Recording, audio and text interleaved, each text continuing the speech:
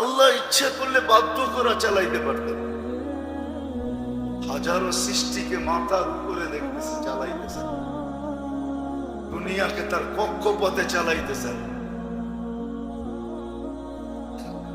সবগুলার কক্ষপথ আছে, কক্ষপথে চালাইতেছেন।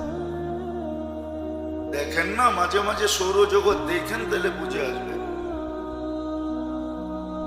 সব তার কক্ষপথে চলতেছে।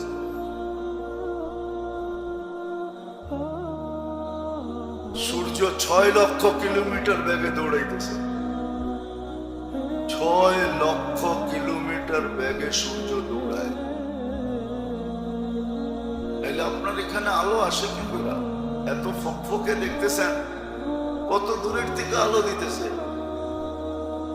9 কোটি 30 লক্ষ মাইল দূরের থেকে আলো দিতেছে।